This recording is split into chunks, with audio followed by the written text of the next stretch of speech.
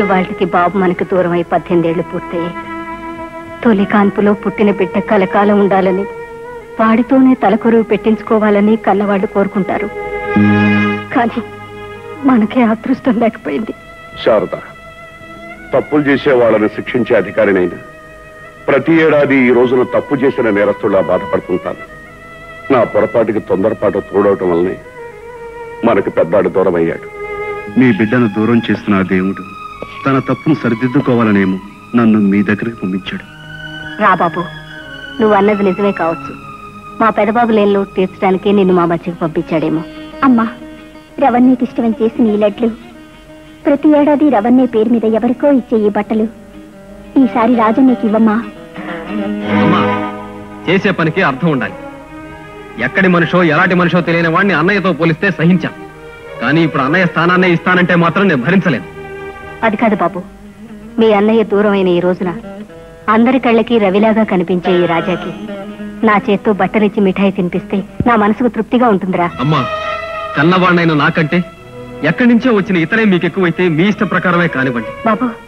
కాకపోతే నీతి, నిజాయితీ, ప్రేమ, అభిమానం అన్నిటికీ మరో పేరైన రవణ ఇలాగైతే మీరు భావిస్తే నా మనసుకు శాంతి ఉండదు.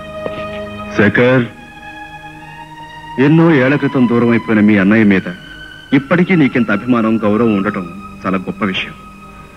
నీ మనసుకు నచ్చని నాలాంటి వాడిని నీ మనసులో ఉన్న మీ అన్నయ్యతో పోలిస్తే నువ్వు ఒప్పుకోకపోవటం తప్పు కాదు. గుడ్. అమ్మా, తెగిన గాలిపటంలా ఎక్కడి నుంచో వచ్చి పడ్డ నా కోసం మీ కన్న కొడుకు మనసు బాధ పెట్టద్దు. ఎలా వచ్చానో అలాగే పోయే మనిషిని నేను. కానీ చివరి వరకు మీకు అండగా ఉంటూ మీ పేరు ప్రతిష్టలు నిలిపేది శేఖర్. అందుకే అతని మనసు బాధ పెట్టడం మంచిది కాదు. అతని మాటను మన్నించండి. వస్తానమ్మా.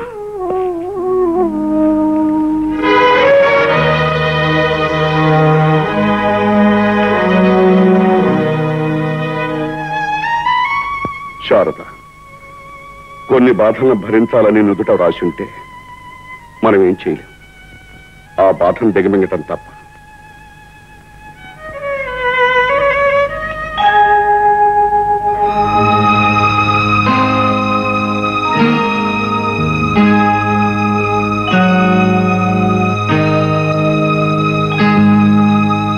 అమ్మా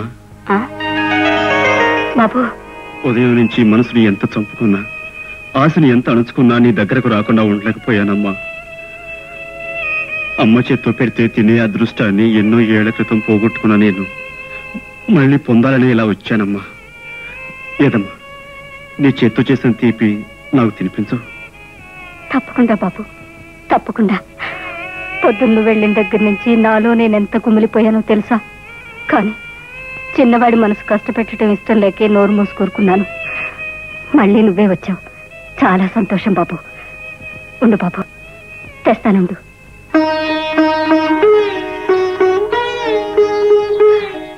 తిను బాబు.